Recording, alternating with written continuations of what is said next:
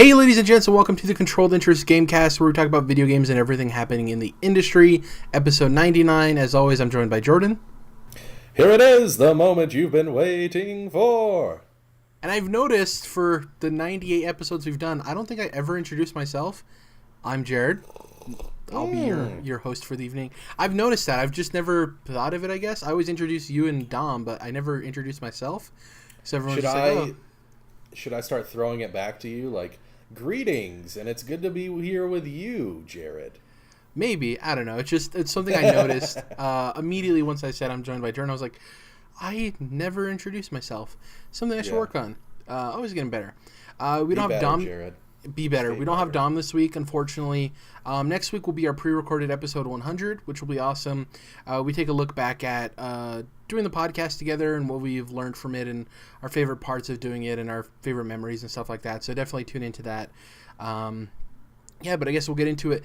We haven't talked about what we've been playing in a while. It's been a lot of E3 centric talk about, obviously, the pre-predictions podcast as well as our post-E3 podcast that we did last week, talking about what we loved and what we didn't love. I guess we're just back now to the normal thing. As it goes, we have a couple of news stories. I wanted our topic for the show to be what makes a good press conference to us, but I think I want to save that for when Dom's back, because I think I want all three of us to talk about that. So sure. We'll be doing that's this week. But in terms of what we've been playing, so been playing PUBG as normal, getting into that. The Senok, the jungle smaller map, that is like a direct response to when Fortnite came out. It's already on PC, but it's going to be coming out this summer for PUBG, so I'm excited for that. They also teased the winter map, the snow map, at E3, so definitely excited for those. But I've just been having a normal good time with it. Are some issues with the desert map that they recently put into the game, but I'm still having a good time with that game. Is it perfect? Not even close. But do I have fun playing that game? Most certainly. It's pretty much it for PUBG. State of Decay 2, we have some interesting news about State of Decay 2 later in the show. Been playing that a whole lot, really loving it, really fun. Once again, is it perfect? No. Has some bug issues. Not as bad as some other people have had. There's been some normal, like, zombie not, like, stuck next to a building or something not moving, or stuff like that. I haven't had, like, the car flying in the air or anything crazy like that. Just minor bugs, nothing too crazy, though. The recent acquisition of Undead Labs by Microsoft, though, is like cool. They're going to have resources. They're going to have access to all that back-end stuff now, and they're just going to have a bigger budget and more freedom and stuff like that. So I really think the QA testing that they're going to be getting from Microsoft, from them being owned now by Microsoft, is going to be crucial. Because that's one thing I'll definitely say for Sea of Thieves is, though Sea of Thieves was content light, that was the big issue with that game when it came out, I found no issues with the servers. We had an easy time connecting. Like, everything ran smoothly. And in a persistent online game like that, that's very important. Sure. So, yeah, I'm excited to have the Undead Labs guys have access to that stuff. State of Decay 2, a whole lot of fun, man. That game is so fun with friends. Nice. I love the procedural nature of the civilians you get and their different skill sets and natures and personalities. And you kind of have to manage that. And sometimes there's people that, oh, this guy is really good with firearms, but they're just like a poison to your community. And you're like, well, is it worth it having somebody who will most certainly protect the community when I'm not there, but at the cost of lowering morale? So you kind of have to weigh those decisions. Really fun, though. Having a blast with that. And played some more Hollow Knight. I'm a little past where I was when I was playing the PC version. Remember, I told you I was about, I'd say maybe 4 to 5 hours in on the PC before I decided to push pause and wait for the Switch version. Been playing that a whole lot, loving it. I forgot that the first boss in the game was the False Knight, and I remember loving that so much, that it's just this physically imposing enemy that happens to just be this weird slug creature. Right. Real quick before I go on, I'm assuming you've already beat him, right? Because he's like the first boss in the game. Actually, I haven't. I'll get into it for what I've been playing, but yeah, okay. So I don't want to ruin that for you. I was going to add something onto it, but I'll say this, Jordan: when you fight him and you defeat him, wait around near his armor and weapons and stuff, and something interesting. You'll see something interesting. I just want to leave it at that. Yeah, thank you. Yeah. because you can miss it. It's something that if you just keep moving on, it's just like a little hidden thing of like, oh, if you stay around, you'll see something, which is really cool. Having a blast with that. That game is so good. Like the character, I forgot some of the characters you meet in it. The Stag Beetle fast travel system. There's a new thing that they added in this game, because obviously since it's released, they've had multiple updates and DLC and stuff. And one of the things that they added that wasn't in the original version when I played it when it released way back in 2017 during the first half of that year, are the pins. So there's a shop that you can buy stuff from. There's the pins that are in the shop, and they mark stuff for you when you come across them in the world. That wasn't in the original version, and it's something that I think is useful for people who want it, because it's something you purchase with your coins. I forgot what they're called in the game. But I love that they're optional. So for somebody that like doesn't want everything marked out for them, you don't have to like muddy your map with it. But if you're somebody who's like, I want to know where everything is, just give me that option. It's easy to farm up those 100 coins that it takes and get those on your map, and they're all individual too. So like if you only want the benches marked on the map, though, you can get that. I love that you can pick and choose which ones you specifically want. Soundtrack incredible as always. Just playing through that, having a blast. I'm not going to be getting Mario Tennis Aces. Not that I don't think it's a bad game or anything. It's just with as big of a fall there is, and I'm going to be purchasing a PS4, I'm being a responsible adult and doing proper budgeting and stuff like that. So I'm not going to be getting Mario Tennis Aces. I have to make some hard cuts in terms of what I'm going to be buying, considering I'm going to be purchasing a PS4, which I want to mention something real quick about that too that I'm kind of salty about, Jordan, in terms of buying a PS4. But I want to leave off with saying that I can't wait to play Crash Insane Trilogy, because that's coming out in the next week or so on Xbox, so I'll finally be able to play that. I'm getting it on Xbox over Switch just because of the achievements and stuff. That's really the only reason. And then obviously Captain Spirit, Awesome Adventures Captain Spirit. Anyways, PS4. We all know by now I'm buying a PS4 before Spider-Man comes out, right? I've already stated that. It's a fact. It's happening. Just like what I said with Switch. I got a Switch before Mario came out. It was the game I needed to get it for. I know there's a ton of other games on PS4 that I need to play. Got it. Anyways, I really hate that the PS4 is still like kind of expensive. For it having 80 million units out there, I obviously understand why. If your console is selling at the rate it is, there's no point to lower the price. I understand that.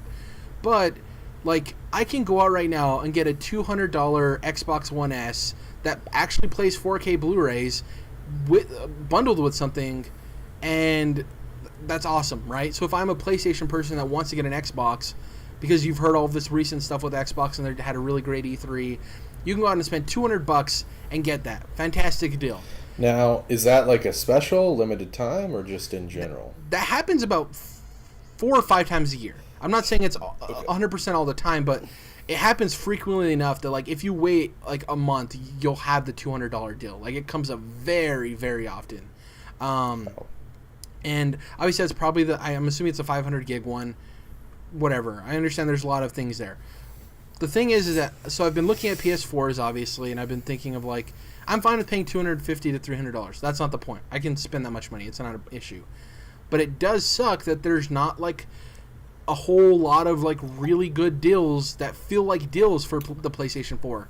Like there's some stuff that's like, oh, you get an extra game, but nothing that really equates to like what's happening with the Xbox One S for me personally, where it's like I don't ever feel like there's a deal necessarily, and the only deals through research that I've done happen on Black Friday. Cool. That's 2 months after the game I want to buy my PS4 for happens. You know what I mean? I was expecting there to be a deal for E3. There wasn't. The only thing that happened was the blue and gold PS4 for $300, which is cool. Fine. It just it sucks that doesn't seem to be a whole lot of like good deals for a PS4, you know. And I understand it. Like I said, it's selling really well. Why would you cut prices? But once again, this just goes back to and it's not necessarily a consumer friendly move by Xbox, because once again they have less consoles, they want to push more units. That's why it's cheaper.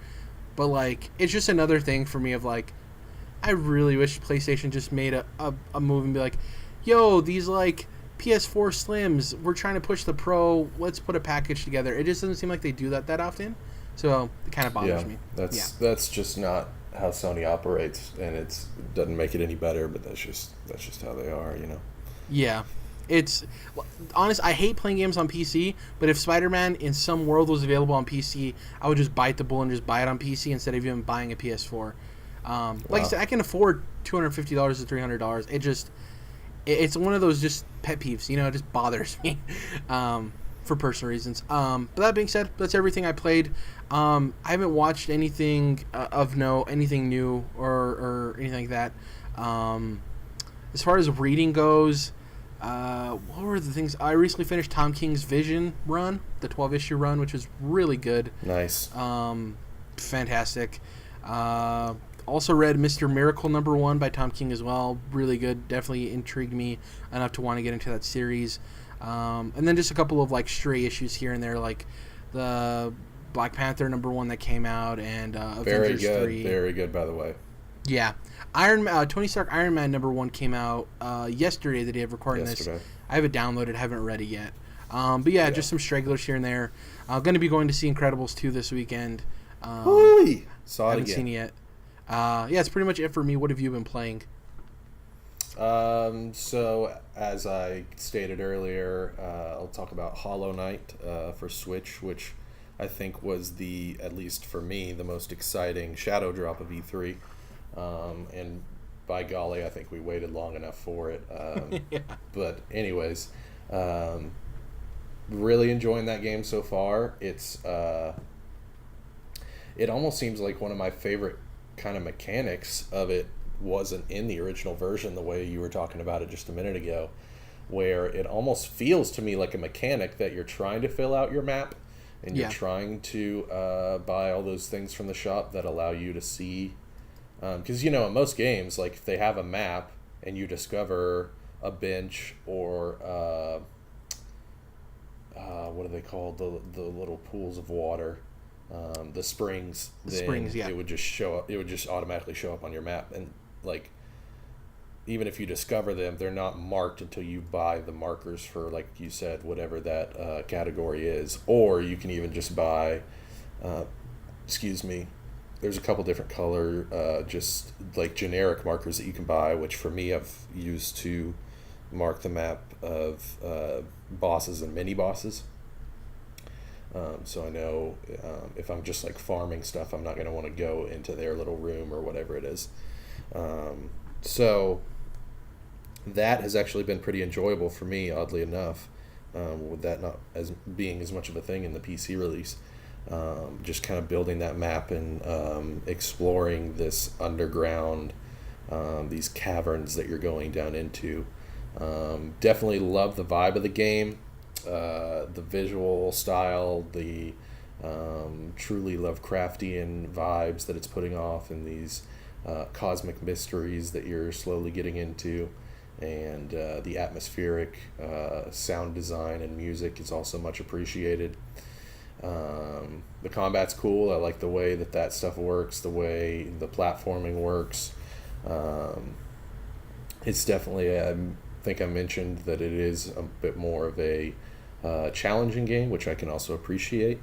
For the most part, I think, it's challenging but not annoying or upsetting. Although the mini bosses, I've fought him, I haven't beat him. I don't know what happened. I feel like I was had him right there at the end. But anyways, I haven't finished the False Knight that you were talking about. But I don't even think that he's hard as the mini bosses that surround him, which are the ones that have like the giant stick in their hand that they slam on the ground. Oh, yeah. So you have to basically time these guys perfectly, which is like as soon as their stick hits the ground, then you have to run towards them. They'll lift it back up. You hit them and then book it out of there before they can slap that stick down again. And that timing has been a little bit trepidatious for me. I haven't quite gotten it down yet. So oddly enough, I think some of the mini bosses are harder than the regular ones. But enjoying it quite a bit nonetheless. And I think I will continue to do so. I'm sure I'll be playing this quite a bit more. And I do think that it is really spot on perfect for it being on the Switch. It's longer than a lot of people think too. People think it's probably like a 12 to 15 hour experience. It's like if you just want to play through and like fight a majority of the bosses, it's like a 40-hour game. Jesus. Yeah. Yeah, so I'm assuming that the map that you originally start with is not the end-all be-all, correct? Yeah, and it's kind of like a cavernous system in that way of like you unlock more and more, and so like the map starts fleshing out. Right. Kind of similar to Ori and the Blind Forest. I don't know if you played that at all. Well, which is in itself a Metroidvania, and I think that's what this is drawing from. You know, there's areas that you can't fuck with when you first get going, and so you have to kind of build up different mechanics to be able to get through. And they don't explain everything to you. Like, I don't know if you found one of the caterpillars in the jars yet. Right. Yeah, you're just supposed to like. You basically break the jar, and then they go back to their little mound thing. Yeah, and so when you go up to the top left in that first like I don't know, like hallway area thing, they'll, for each one you find, he'll throw coins at you. The main guy that's like standing up at the top of the mound. Right. And that's not explained, but it's just like, oh, there's a bunch of empty holes. One guy's sticking out of it. Now I found one. Now there's another one sticking out of it. Oh, these are like collectibles. It's like it's just easily communicated to you without over explaining or anything, which is really cool. Exactly. Yeah. So. Definitely got some positive feelings about Hollow Knight. Excited to dive in even further. So besides that, I really haven't played much. I popped in Forza Horizon 3 for just a bit because I did get an Xbox One S recently, and that Forza Horizon 3 was on sale for E3, which I figured it would be, seeing how big Horizon 4, how much attention it was getting on the Xbox stage. So this, of course, I've talked a lot about, and honestly, as time goes on, Need for Speed Payback just gets worse and worse in my mind, and is more and more upsetting, just because how big of a fall it is from the first two Ghost Need for Speed made games. Ghost-made Need for Speed games, I should say. So, huge disappointment there, and it's left such a bad taste in my mouth. Even my beloved Burnout Paradise could not get out. I've played, tons and tons of that game, and done nearly everything in that game. And, well, not nearly everything, but a big chunk. I've beaten it and played an extensive amount, and yet I'm still in need of a solid arcade racer to cleanse my soul. And so I went with Horizon 3, which I had been thinking about getting into the Horizon games for a while now, and it being $25 was a pretty good spot for me. And as I expected, it is not quite what I would have chosen if I had been making the game, because of course, this is not exactly what I would consider an arcade racer, just the feel of it. It's not exactly on the level of Burnout or Need for Speed, simply because it, at its core, is still a Forza game. And so the mainline Forza games are, very much simulators. They're racing simulators. They really aren't anywhere near the arcade racer genre. So this, as opposed to being just a straight up arcade racer like Need for Speed or Burnout, it is somewhere in the middle. It's an arcade racer for Forza, which is not going all the way. Yeah, exactly. It's like somewhere in between on that spectrum, which is interesting, and good that we have that, because it's always good to have multiple different choices when you're looking at game genres. So it's not, like I said, exactly what I would have wanted, but it's certainly something that I can get into. It's not so sim-esque that I can't really fuck with it, so I'm definitely down to dig a little bit deeper there. I've probably only played about an hour of it just to see how it was. But certainly the Australian setting is really cool and offers a lot of different locales to be racing through, so I'm enjoying that. Real quick though, minor caveat. One thing I like to do in these racing games is I will kind of get into the game, get the vibe of what's going on, get a couple tutorials, and then once it's kind of set in place, then what I'll do is I will go into the settings and I will turn the music all the way off, and I will turn the sound on the sound effects, basically like the engine noise and stuff like that. That will be turned down, but that's kind of the only thing that I leave running. And then I play that sound through my TV at a low volume, so I can still just kind of hear my car running and how that sounds. And then I'll just have Spotify going through my computer on my actual surround sound speakers. And I just like driving around listening to my own music. And for whatever fucking reason, man, in the sound settings, the lowest that you can turn down any one sound option is to 1 out of 10 as opposed to 0 out of 10. So no matter what, there's always going to be a little bit of music playing through the game's own soundtrack, which is not a bad soundtrack, and it actually has a lot of diversity. But I'm just like, I've never seen that in a game. You know, if you want to turn one aspect of the different sound implementations off, then you can just turn it all the way down to completely off. And I was like, why is 1 the lowest setting here? Which is obviously, I'm kind of making a mountain out of a molehill here, but it is odd nonetheless. And it does lean into something that is a little more important to me, which is what I was talking about with CD Projekt Red's Cyberpunk 2077, which is, if possible, and I understand that it would be a much bigger undertaking for CDPR, giving the gamer more options is always the way to go for me. So, you know, a more option in this case would be, you know, being able to turn the sound completely off. Like, it's not going to hurt the fucking game. You know, like, what does it matter if I have the music turned all the way off? Whereas for Cyberpunk, I would like to have the option to play in third person, which, like I said, is obviously a much more difficult option to give in that game. And I know, Jerrad, you and I specifically have talked before about why are we not able to just map the controls for every single game that we jump into? Why? You know, that is something that I think is really inexcusable on an industry level, that hardly any games give you that option.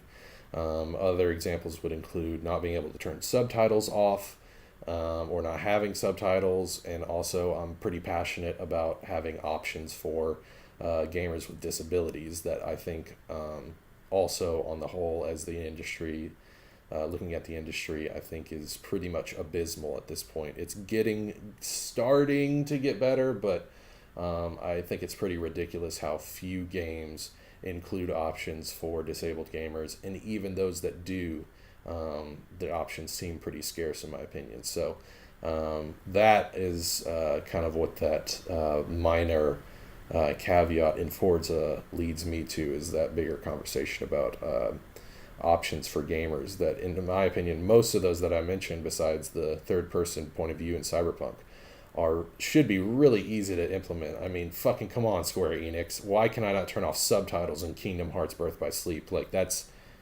beyond ridiculous, you know, especially when you re-released the re-release on PS4 and I still can't turn off fucking subtitles. So shit like that just drives me up the fucking wall. But I digress, Jerrad. Other than that, I'll just give a quick shout out to a show that was only 6 episodes on Amazon, if I'm correct. It is called Picnic at Hanging Rock. Stars Natalie Dormer, that you might know from Game of Thrones, and it's based on a novel. It's about this woman who runs a school, this British woman who runs a school, widow who runs a school in Australia for young girls, and they go on a picnic and some shit goes down and it turns into this mystery.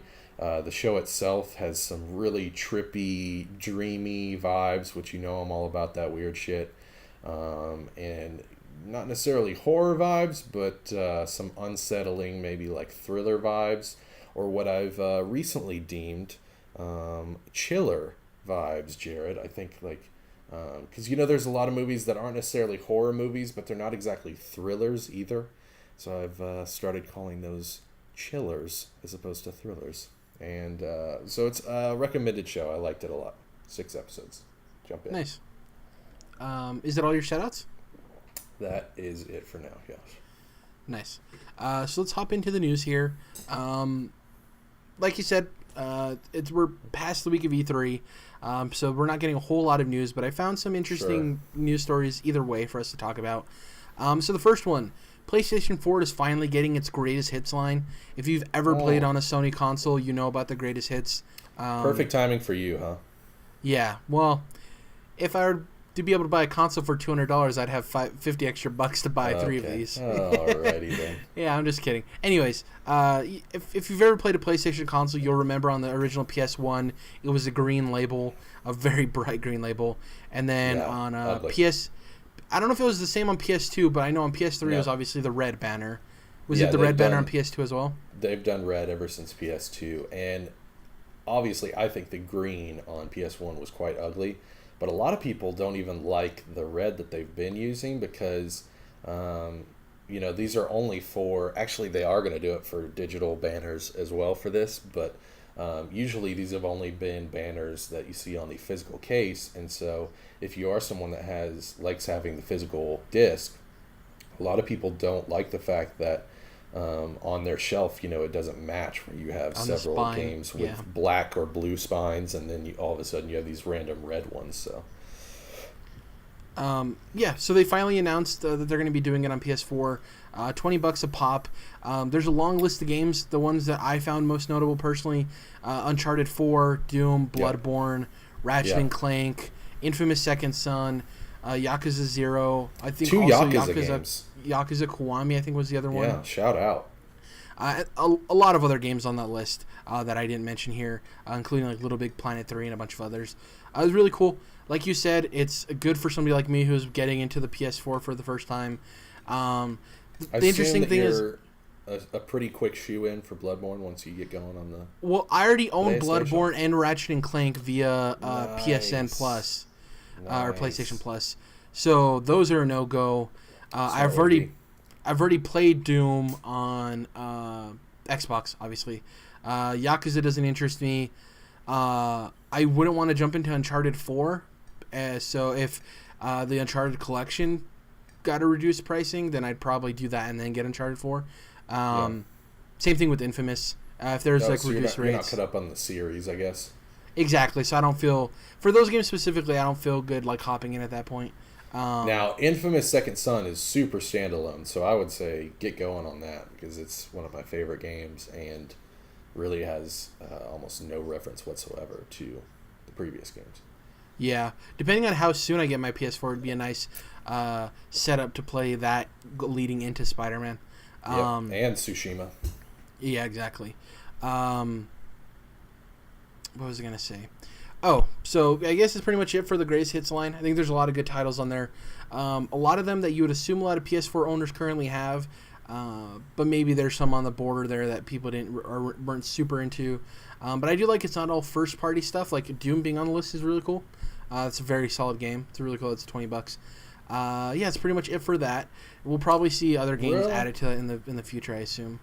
Real quick, I just would like to say, if anything, this right here gets us closer to the obviously imminent PlayStation 5 release. So I do think that's an important note to make. That this has always been reserved for pushing towards the end of the generation with Sony. So interesting point. We're over the hill at this point. We were climbing the hill for a long time. Then we were standing on the hill for a bit. Now we're over the hill. We're walking down the hill. Yeah. Very interesting. It's just with all the stuff, obviously, Bethesda announcing next-gen games, Xbox announcing they're working on their next Xbox, and this is a subtle hint at it as well. So we are inching ever towards the next generation. Insert Star Trek quote here. So the next news story here is via The Verge. Adi Robertson wrote a story about Microsoft no longer interested in VR on Xbox. Basically, Microsoft's chief marketing officer of gaming, Mike Nichols, said that, quote, "We don't have any plans specific to Xbox consoles in virtual reality or mixed reality." Nichols goes on to say that the PC is probably the best platform for virtual and mixed reality, and that for the Xbox, our focus is primarily on experiences you would play on your TV. Which is, I mean, technically you play VR games on your TV as well. Technically. But I think this makes sense. Though PSVR, PlayStation's seeing some success with it, VR hasn't exploded the way a lot of people anticipated it would, or hoped it would anyways. It's still very much niche, and I think for Microsoft, here's the thing, with VR on Xbox, it would have had to be something where VR blew up to the point where it was very much in the casual marketplace. Because that didn't happen, Microsoft is still interested in VR and mixed reality, but I'm pretty sure they're spending their efforts researching how to put this into the business aspects of their business, because that's what Microsoft does. They create software for companies. So I'm pretty sure they're researching that end of that. And there's not enough value in it on a console. And also, for my personal opinion, I think this is good because, as we've seen with E3, Phil Spencer and the team are focusing on, hey, we have an exclusive games problem. That should be our focus. And I think if they came out on stage and we're talking about Oculus VR now on Xbox, people are going to be like, cool, but can we hear about the games you're supposed to, you know what I mean? Yeah, I think not having it included is perfectly fine. I think this is a no-brainer. I think we probably expected this when, I want to say, was it about a month ago, Jordan, when we got those news stories about PSVR like selling well, but the VR market in general wasn't selling very well? Right. I think it was about a month ago. That's an interesting point. And I was thinking about that when you were talking just a second ago, because obviously there's no doubt VR has not penetrated the general consumer market. However, it's really interesting to see, or I guess hear, how many people that are, very like mainstream general consumers that I talk to just day to day, how many of them are aware of what VR is and like understand it and like get the whole concept and get that it's a thing too, like they get where it's at. So it's interesting to see that it hasn't proliferated, but it's still the awareness is there. So that's intriguing to me. Well, yeah, I think the knowledge is there. Just the price point isn't even close yet. I think that's the biggest hurdle, like you said. But the fact that the general consumer knows what it is a good win in and of itself. And honestly, Jerrad, I don't think it is the price point. I think the price point is in a good spot. Like having you could, with PSVR, you could have a solid VR system for about $600. Probably before tax, I guess. Yeah. It's not the price point to me. It's that there just isn't the experiences aren't there yet. Like people, I think, would be more than willing to pay that much for a solid VR system if there were truly a true breadth of really enticing experiences, and I just have not seen that at all. So I think that's where the failure is. My argument is actually exactly with you. From my perspective, you're exactly right. So what I'm saying is it's too expensive for the lack of stuff it has. Yes. You know what I mean? So if it was like $200 for what we currently have, I think that's an easier hit for people. Not that it's too expensive at the price point it is now. I think it's too expensive for what's being offered. Absolutely. Because it's like if you spend $300 on a PS4, you're thinking, okay, I can get PSVR. There's a couple of games I can play it. If I buy the good PSVR titles, I'll get maybe a couple of months use out of it, right? If I just go back to back and play them. Well, why would I spend $300 on that when I can either buy a Switch or an Xbox or something else? So I agree with you there, 100%. That's what I was going to say, is especially from a gamer's perspective, there's already, I don't think anyone that games on the level that we do would disagree with the statement that there's already too many amazing games to play to where you're already having to be picky. And then you're like, well, you could spend extra money to get these mediocre experiences. You're like, fuck that, dude. I can't even decide what I want to play tonight because I got too much awesome shit going already. Exactly. And that's just including games. That's not movies and comic books and all this stuff. Yeah.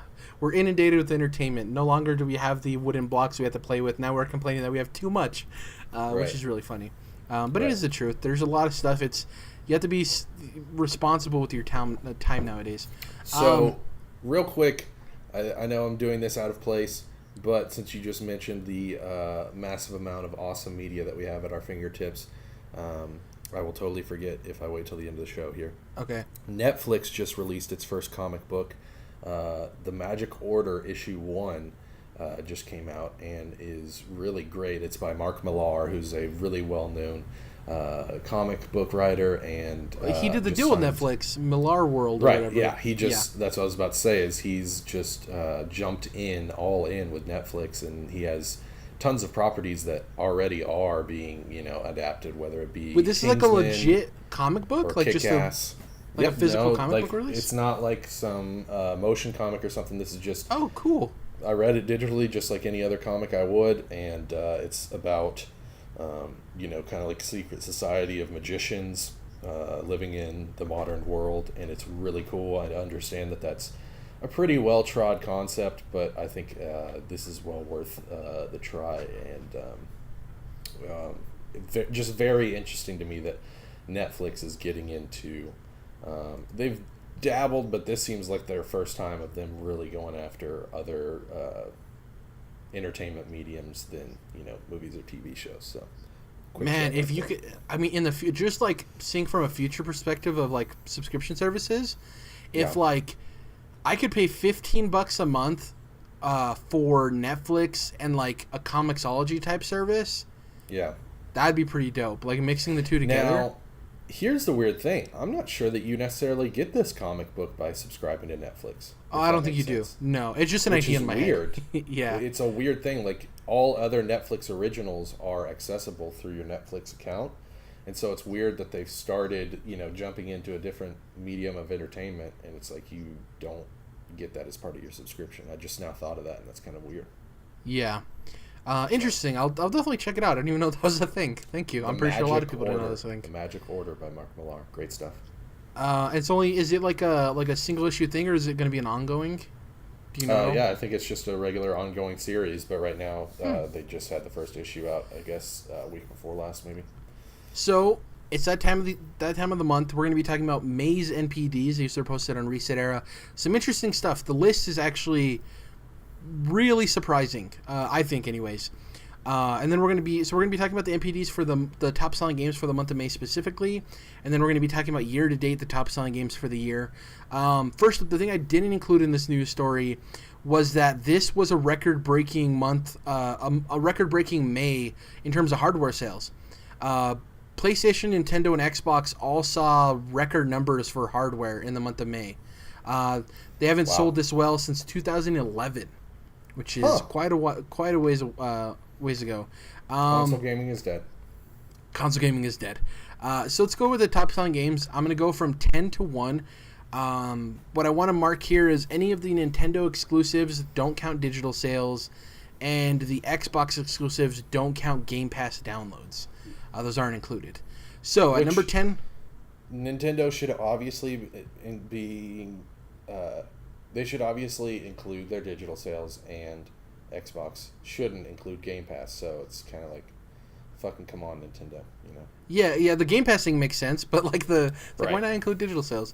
So at number 10, it would literally make your games look better without any work whatsoever as far as like, having to pay for extra marketing or anything. All you got to do is release those numbers and your games just automatically look better. So that's exactly. At number 10, we have NBA 2K18. It's good to note that this game was on sale for E3, at least on the Xbox One. I'm assuming it was usually these publisher sales happen at the same time on multiple platforms. So I'm assuming it was on sale on PSN as well. So NBA 2K18. Also, we had the finals happening, so that probably got a lot of people interested in playing NBA. I picked it up for $20, so I've been playing it as well. Number 9, Mario Kart 8. As always, obviously kicking around. Everyone loves Mario Kart. Once again, not digital sales aren't included, so it would probably be higher on the list. Number Jerrad, 8. If you had to just pull a guess out of your ass, where would you say, like, give me a month and year for the release of Mario Kart 9? Mario Kart 9. I would say September 2020. Ooh, I was going to say like March or April 2020. Yeah, 2020 for sure. I'm just thinking maybe it's their fall game. Maybe Metroid's their fall game, and you're right. I have no idea. Either way, that's like 3+ years since Mario Kart 8 Deluxe's release. So I want it as a launch title on the Switch V2 or whatever, the Nintendo Switch Slim. Sure. Number 8, Tom Clancy's Rainbow Six Siege. This recently had a new update with new operators. It's always kicking in the top 10. Has a huge community, big player fan base. Number 7, Hyrule Warriors Definitive Edition, which is surprising for me personally. I'm like, I didn't hear anything good about this game at all. Once again, could be higher on the list if it included digital, maybe not as much. Number 6, Grand Theft Auto 5, the game that just won't quit. Once again, it's in the top 10 in NPD, just kicking around. I think it's gotten to the point where GTA 5 came out, sold like crazy, continued to sell. Then there was a period there where it's like, why is it still selling a lot? Then we got into the part where, people are excited for Red Dead 2. Let's go play Grand Theft Auto 5. So we're in that stage now. It's just incredible how, Is it gonna... God. It's going to be weird when, Red Dead will obviously be at the top for probably the first couple months. But then, maybe month 3 or 4 that Red Dead's 5. Out, it's going to be lower than GTA, Yeah. Just because of the general nature of people liking GTA over, like, a Western for the normal consumer. Appeal. Yep. Number 5, Donkey Kong Country Tropical Freeze. Hell yeah. Ooh, this game got shafted on the Wii U. It got a second life on the Switch, and people were like, thank you, I can play a great platformer. Still haven't heard from what Retro is doing since they finished this game on Wii U. But it's good to see this at number 5. Once again, for Nintendo, I have to state, this could have been higher if they included digital sales. We don't know. Surprising that we didn't see, if it's real, that we didn't see that Star Fox racing game. Yep. Which is like, I don't know about, having two, like, essentially first-party Nintendo, I guess Retro is not first-party, but two Nintendo-owned IP essentially kart racing franchises or arcade racing franchises, exclusive. Yeah. So it seems a little weird. Kind of like almost like a Drive Club Gran Turismo thing on PlayStation. Yeah, very weird. Number 4, Far Cry 5. Despite what people think about this game, it is still selling like crazy. Obviously, a lot of mixed opinions on this game. My general gist of it, I haven't played it yet, but from what I've heard from you guys, there's some gameplay stuff that's good, but like a lot of the story doesn't make sense. There's a lot of issues with it, but the general consumer doesn't care about that. It's Far Cry. You know? I think, if you enjoy having a gay old time with a Far Cry game, blowing shit up, shooting shit, then you're going to have a good time with this one, And that's what I expected, and I was surprised that other people really fell for the thought that this would be like a incredible story game or whatever. So number 3, I think, is hugely in part to the good reviews it got, which is Detroit Become Human. I think this game could have easily been a game where if it came out to like 6s or 7s, it could have probably fallen. I think it still would have fallen in the top 10 just because of Sony's marketing. But I think the reason it sits at 3 is because of the solid reviews on the game. And remember, there was all that shakeup that happened before this game came out with the studio and all that. So I guess obviously there's still some mixed reactions there, countersuing and stuff. So I don't want to say who's exactly guilty, but it's good to see that the good reviews turned out to be good in sales. Quantic Dream seemed to make a really solid game, and it seems like it paid off. Number 2, God of War 2018. Once again, this game is receiving crazy good review scores, so it's like anybody who owns a PlayStation is going to be buying God of War, which is interesting because beforehand with the franchise, they were good games, but it's not necessarily the type of game that everyone would buy. But because of the reviews and the way this game was pitched, I think it has a very good mass appeal, and we're seeing that obviously because the sales numbers are crazy. For me, the number 1 surprise on this list, State of Decay 2 at number 1. Now, State of Decay 2, very solid game. I'm not surprised to see it in the top 10. I am surprised that this game is number 1 when it also came out in Game Pass. And this is a small conversation we can have. Came out on Game Pass, and it's an exclusive for the lowest selling console, Well, I guess technically that would be Switch, but... Pace. I would say pace. I know what you're saying. Right, yeah, like it doesn't have the velocity. Its velocity is very different than Xbox, so...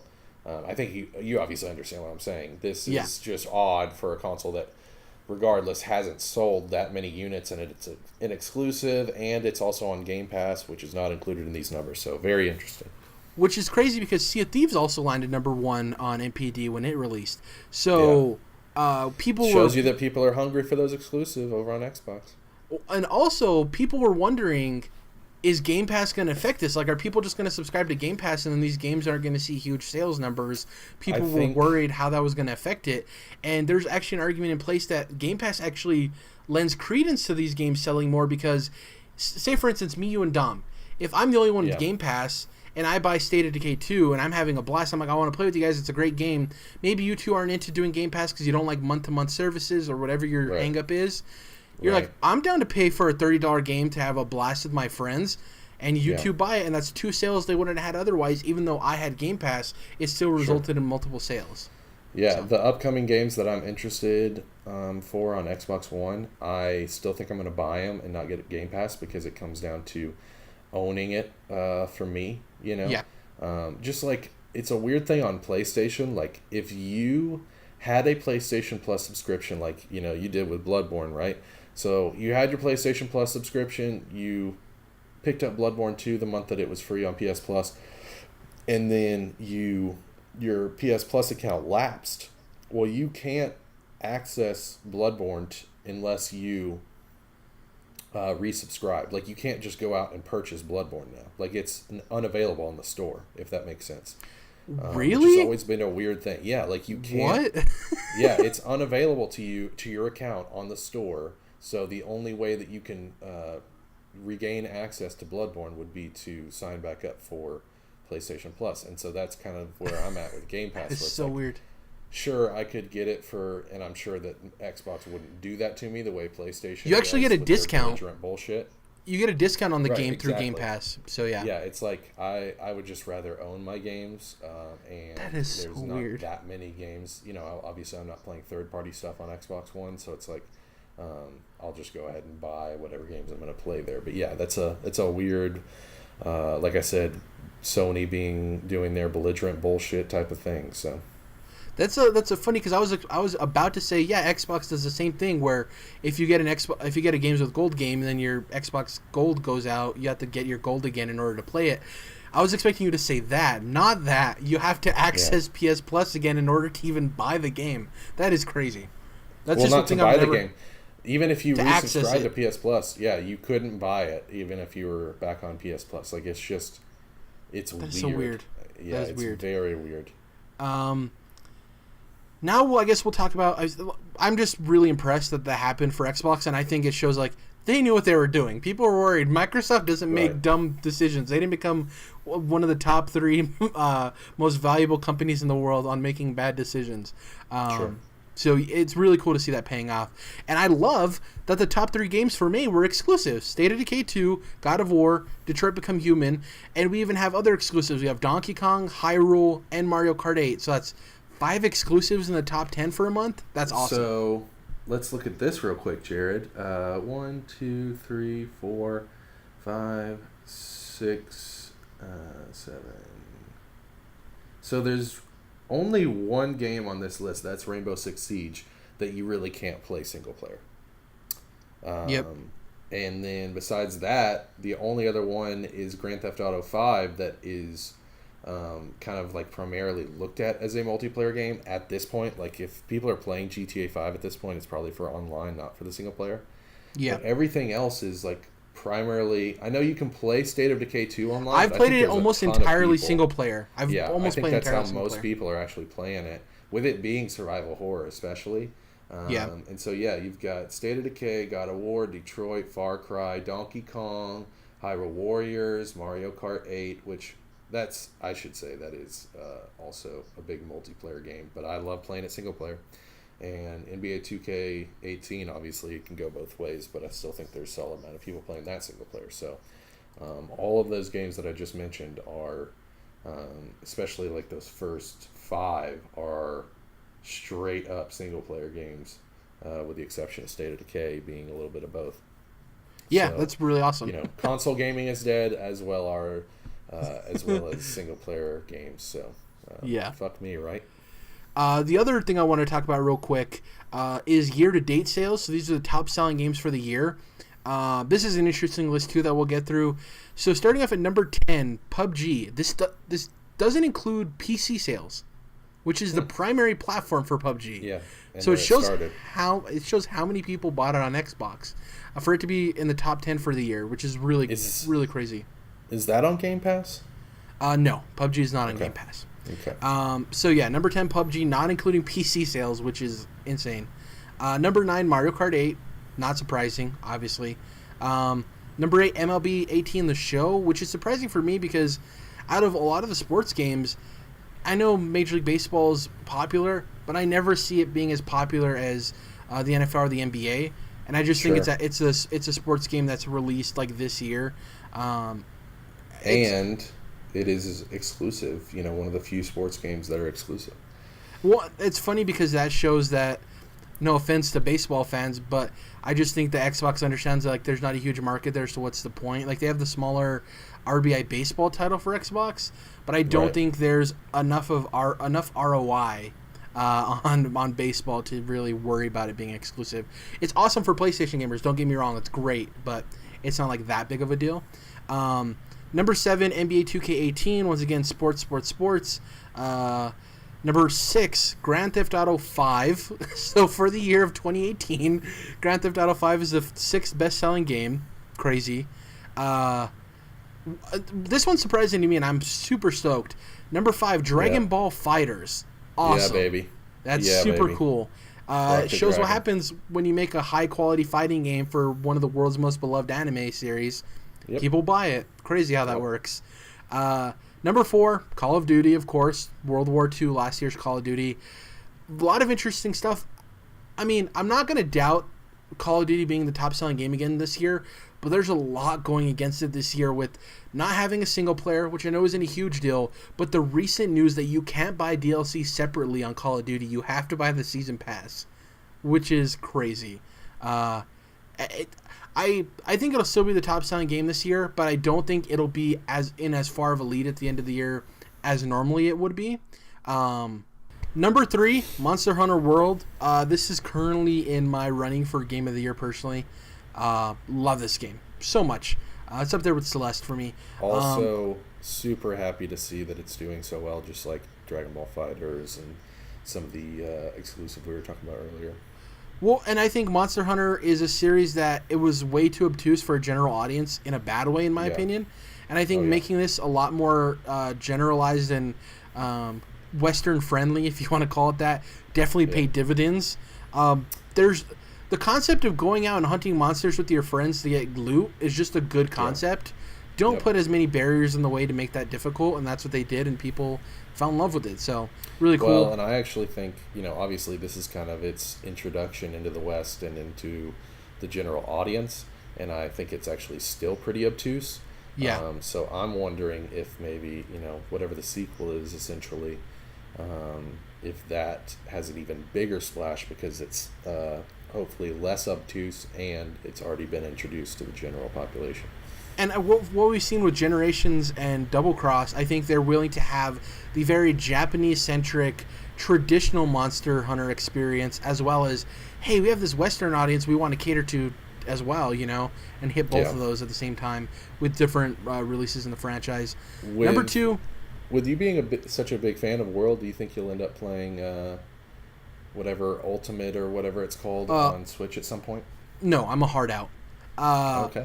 It's the classic experience. Everything I've heard from Casey DeFreitas from IGN and other people is it's the classic Monster Hunter gameplay stuff where it's super obtuse and all of that stuff. The game doesn't look graphically that good to me. So like not only am I getting a less graphical fidelity in terms of gameplay, I'm getting a more obtuse quality of the game. Like I just think that the best thing that can happen for me if I play that game is not good. Like it'd be like, okay, this is okay. I'm just worried that it'll sour my experience with Monster Hunter World, if that makes sense.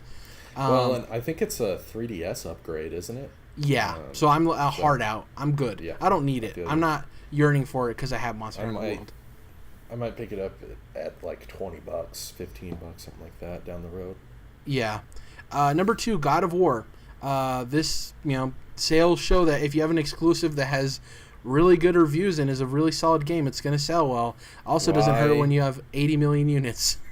Why are they choosing not to do an expansion with that? I have no idea. A story expansion, just I get that you wanted to tell kind of a standalone thing, but just do like a Left Behind type of deal, man. I don't get it. I don't get it. Maybe they're ramping straight into a 2. You know, maybe that's the case. Because like when you look at Naughty Dog and a couple of the other studios, like Horizon Zero Dawn 2 isn't going to be a quick turnaround. Like out of their major studios, right. I think God of War 2 could, not that it's not going to take a lot of work, could be the quickest turnaround because Horizon Zero 2 is like an open world. Obviously, we don't even have Last of Us Part 2 yet. Sorry, Horizon Zero Dawn 2, yeah. No, it's just, it makes kind of like sense at the same time. It's weird. It's funny. Yeah. Yeah, because it's dawn, the dawn of a new game, so. Yeah, I think that... Ooh, that would be interesting if it was like Horizon Zero Sunset or something weird like that, you know? Yeah. But anyways, Horizon Zero Evening. With God of War, it'll be interesting to see because, as of maybe 3 years ago, Sony Santa Monica had 2 teams because there was obviously the God of War team, and then there was the team that was working on the canceled sci-fi game. So, I'm sure that they all came together to finish off God of War, but it'll be interesting to see if they end up, splitting back up and have 2 games going at once, or just decide to continue as one. They are seemingly a pretty sizable studio, and they've also obviously have a lot of AAA clout and talent going on there. So I'm kind of wondering what's going to be the deal there, because it seems like Naughty Dog's kind of always changing that. I know at some points they've had 2 distinct teams, like when there was one working on Uncharted 4 and one on Last of Us. But it seems like they've kind of come together to finish off certain games, especially when they were having trouble with Uncharted 4. And they've had, like directors jumping around when it was back when Bruce Straley was still there working with Neil Druckmann. So that type of nitty-gritty first-party stuff is obviously always interesting to me. So I'm kind of wondering what's going to be the situation with Sony Santa Monica moving forward. And once again, every year so far, Ubisoft always has a game that releases in the spring and becomes one of the top-selling games. It's always in the top 3. Last year was Ghost Recon Wildlands. The year before that, it was The Division. The year before that, it was Rainbow Six Siege. This year, it is Far Cry 5. Once again, just another spring game that ends up at the top of the charts every year in terms of sales. And Far Cry 5 is no different. It's number 1 right now. Ooh, boy, Jerrad, I've got a curveball for you. What is that? The next Ghost Recon game. Do you know what the subtitle is going to be? What is it going to be? Ghost Recon Splinter Cell. Ghost Recon Splinter Cell. Did you hear the whole rumor that they actually had the same idea to do the whole hack thing? I don't believe this. I'm just telling you what the rumor is. I don't believe for a second. That they had the idea to do the whole hack thing and have Splinter Cell happen at the end, but Microsoft did it with Cyberpunk, and they're like, because it's the first Ubisoft conference in I think 5 years that didn't have like a surprise ending. It felt weird. It felt weird that Yves Guillemot did not announce something on stage with his little Saturday Night Live thing he likes to do.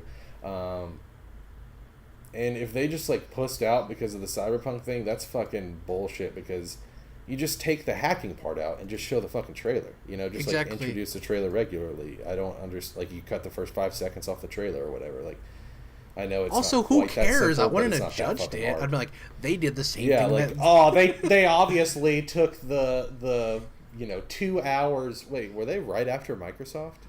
No, Microsoft is on Sunday. They're on Monday morning. They're right after Square Enix. Yeah, so it's like, they took the evening to just copy Microsoft. Like, nobody would have cared, That's if that was the case. Come on, the only thing people cared about is seeing Splinter Cell again. They don't care how it's introduced. It's pretty weird much that we didn't see that, man. It's a mind fuck. I'm boggled. I'm hoping we have a big Paris Games Week, dude. I hope we see Rocksteady. Hope we see a couple of other games. Maybe Paris but Games Week that's really, and maybe Sony's turned it into something, but that's really only been a Sony thing these last couple of years that they've been trying to make into a thing because of their, they have such a strong following in Europe with PlayStation. So maybe they have turned it into a thing, and now the other companies want in. But I was always confused as to why they weren't doing that at Gamescom, which is a bigger. Well, it seems like they've pulled out. Xbox does Gamescom still, so it seems like they shifted to do Paris Games Week is Sony's thing, and Gamescom is Microsoft's thing. It seems like. Also, I know I'm looking at tangents here. I just wanted to say, since I forgot to mention this on our post E3 post show, doing the whole wacky format of their E3 show this year, when it's the very next big show that they had after PSX last year, where they had that abysmal couch co-op couch session, that was. Now you've had two recent big shows have been really fucking rocky in a lot of people's opinions. So that was a terrible idea. I've said it before, I can totally appreciate you guys wanting to shake things up and try something new and kind of be innovators, but that was not the fucking time to do it. It's if you are in a friendship, if you just fucked something up with somebody and they're really pissed at you, don't try to go out of the box. Maybe now is the time to kind of bring it back in and try to fix things. You know what I mean? Well, it's people loving the pretentious stuff they did, and they're like, okay, you love pretentious, let's turn that dial to 12. Yeah, man, that's come on, Sony. Come on. So in 2 weeks, we'll probably be talking with all three of us about what makes a good conference for us. So that way, in the future, when you guys hear us talk about who won E3, who lost E3, ranking the conferences, you know where we stand in terms of criteria. But that was it for this week. Next week, we have our episode 100, our pre-recorded episode. So definitely tune into that. What else? We should have Dom back in a couple of weeks. All three of us are on episode 100, obviously.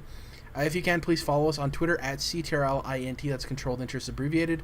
You can follow Jordan at Melomotus. You can follow me at Jerrad _ because the person with just Jerrad or Jerrad White, which is my last name, they haven't used Twitter in 4 years, but I still can't get those accounts, so that's cool. Jesus Christ, man. I'm not salty at all. Slide up in them DMs when they're looking. When they're finally looking. Anyways, also subscribe to us on YouTube. That definitely helps us out as well. Follow us on iTunes. Do all of that good stuff. We'll catch you guys next week with episode 100, where we took a look back at doing this podcast. So, catch you guys. Are we doing what we plan to play? Oh, I guess we can do it real quick. I completely forgot about that. I guess you can. I know you. Yeah, I just want to give a huge fucking shout out to Mario Tennis Aces, man. That's going to unlock here in just a few hours later on this evening, and my God, am I excited for that game. Obviously, I have loved Nintendo all my life, but specifically, man, I haven't fucked with sports games since I was probably in middle school, 10 or 12 years old, and if you want me to play a fucking sports game, just make sure Mario's in it and I'm fucking there. And I think the tennis games, probably besides Kart, I would say, are my favorite Mario sports games. Although the soccer games are very close. And even when I did like sports, I wasn't into watching tennis or soccer, so that's an interesting tidbit there. But my goodness gracious, I am pumped for this game. So here we fucking go. Yeah, for me it's Hollow Knight, and the only new release for me is The Awesome Adventures of Captain Spirit, which is the free game being released by Don't Nod, which is kind of the bridge between Life is Strange and Life is Strange 2. It's free, so if you want to download it. If you don't like it, hey, it was free. No biggie there. Yeah. Dig it. Thank you guys for listening. We'll catch you guys next week with episode 100.